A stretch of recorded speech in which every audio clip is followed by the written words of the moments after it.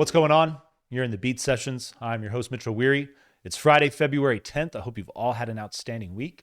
The last few have been pretty busy for me. I apologize for not checking in on those Fridays, but I was really excited when I looked at the album release schedule and I set aside some time because when Yola Tango drops a new record, that's what you do. You put aside some time so you can listen to that thing and chill. This one's interesting though. It's entitled This Stupid World, and it's their 17th studio album. Their follow-up to 2020's We Have Amnesia Sometimes. And I'm loving this effort, loving the energy coming off of it. This is a band now, so much consistency. Ira Kaplan, Georgia Hubley, and James McNew since 1992. And it's one of those bands that I don't know anybody that doesn't like this band, that listens to them. There's so much payoff. So every time you see them scheduled to release a new record, there's just something to look forward to because you know you're going to get a good effort from them. And I love the consistency as far as, kind of working around different genres. They're pretty much always, pushing that noise element, incorporating things like shoegaze and alternative rock.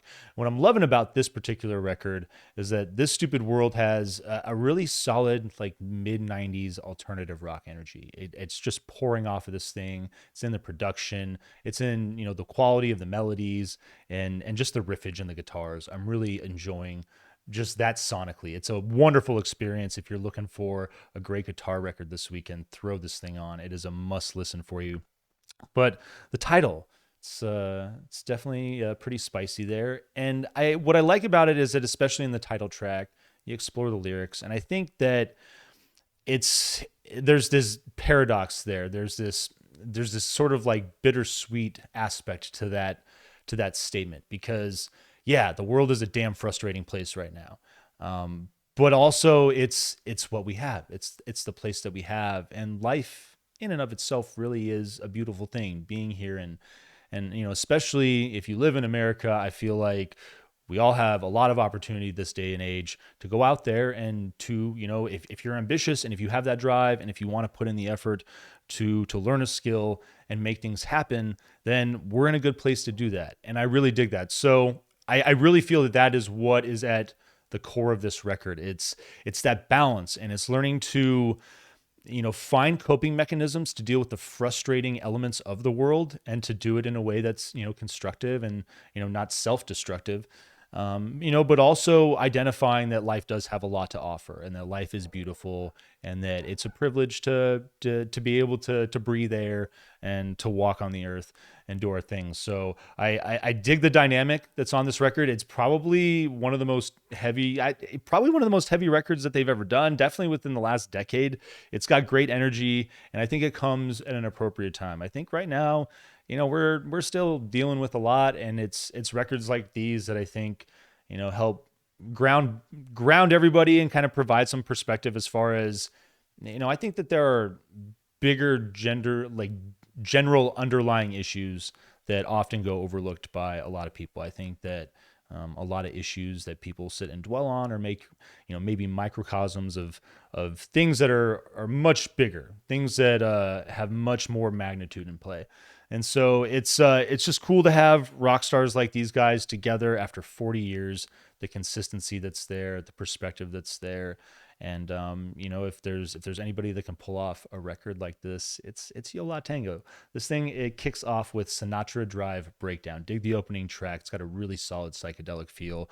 Great little intro with the drums. What I love about them is that they have this familiar sound, like they echo something, but then the bass and the guitar come in and they create this unsettling kind of paradoxical mood. It's really, I like the unnerving feel, but it draws you in. It's really just a wonderful energy that this song creates.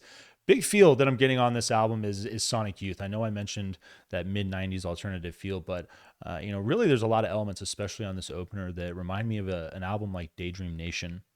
So I'm loving the energy on this record. Obviously, the noise rock aspect of their music, it's something it's very well known, and I dig the way, I don't think a lot of people realize it, but these guys are basically contemporaries of Sonic Youth. I mean, Sonic Youth came a little bit before, but these guys have been around for 40 years. Fallout, your second track is I love the production on this song and just this record in general. I think it's just flat out incredible. The breezy, mellow alt rock feel of this song, some elements of shoegaze incorporated into it, more of that Sonic Youth energy coming off of I mean, Daydream Nation's a big album. There's a lot of influences driving that. So I dig the way that that carried that on. Tonight's episode is your third track. Get this, these like lights and synth washes in the background, little electro washes, this acoustic intro that's kind of like the main element there.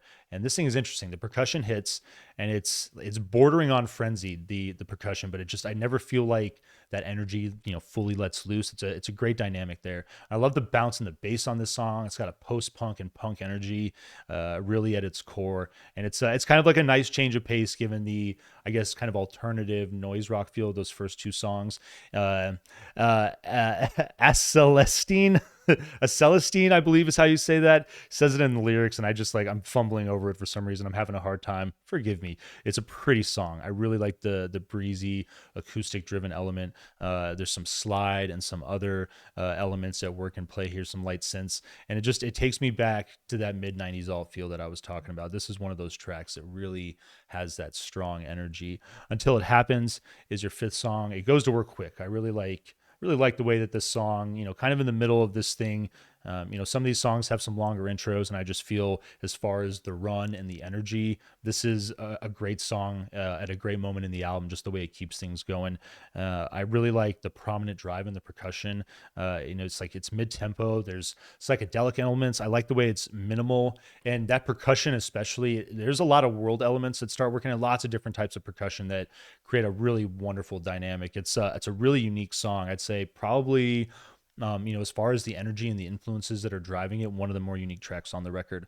Letter, excuse me, is your sixth song. And I love the way that all the guitars gently roll along on this thing. The bass, the electric guitar, it's got this jazz driven percussion that's really working. The verse plays with this fun melodic territory. I dig the thing. It's got this slow build that reminds me a lot of what the Velvet Underground did. I like the slow build of elements over a simple musical foundation, maybe a couple of notes, something like that. But Apology Letter is a really fun example of a track like that, and it's a style of music that I've always been drawn into that, and that exploration of textures, the way that a song can unfold. Your seventh track, Brain Capers. This might be my favorite song. I love this track. I love the synth textures to open. They have this kind of like underwater effect, and then the bass drum drive in that as well. This fades momentarily. You get this little bit of feedback, and then this thing just rocks. I really like the vocal element. It's subdued. It reminded me of My Bloody Valentine, the album Loveless. The vocal production on that record is, I feel like, something that's really big at play there. It's what I thought of anyway when I listened to it. The coda on this track opens up into just a big fun jam. It's a killer song. This Stupid World is pushing hard for favorite song territory, though. It's intense in the synth build, the title track. The percussion takes on this industrial feel that's unique to this track. You really don't get any of that on the rest of the record. And this might be, like I said, one of the most aptly titled songs of 2023. But I like the intense energy of the song and the soft vocal element. It creates a really interesting paradox. Like I said, that it explores that balance spiritually. I feel like the hard edged side of life that we all need to prepare ourselves to cope with and to deal with, because we can make the world as light and fluffy and lovey-dovey all we want, but the fact of the matter is that it's still the world, and like bad things will still happen. It's just the way things are. Like, people get sick, there's accidents, etc., etc. You can't avoid all these things, so you need to find ways to cope with them.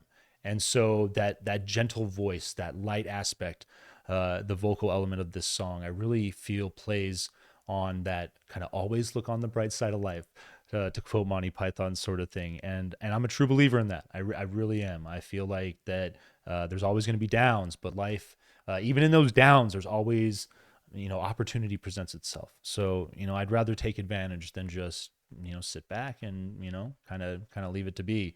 Your final track, Miles Away. It takes on this electronica feel. Another track that really very unique in its own right, kind of stands alone in its style, but it really speaks to the continuity of this record and the way that it came together. I dig the build and the percussion. There's the electronic synths and other textures. Georgia's voice on this track is breathtaking. I'm really just digging when she's taking over vocally. It's this is a solid record. Probably going to be a contender, very early contender for album of the year, but it's certainly record of the week. My choice to lead the weekend off with, and certainly a vinyl, please. So I hope you all enjoy listening to this album. I hope you find this review helpful as well. Please like this video, share it, subscribe to the channel.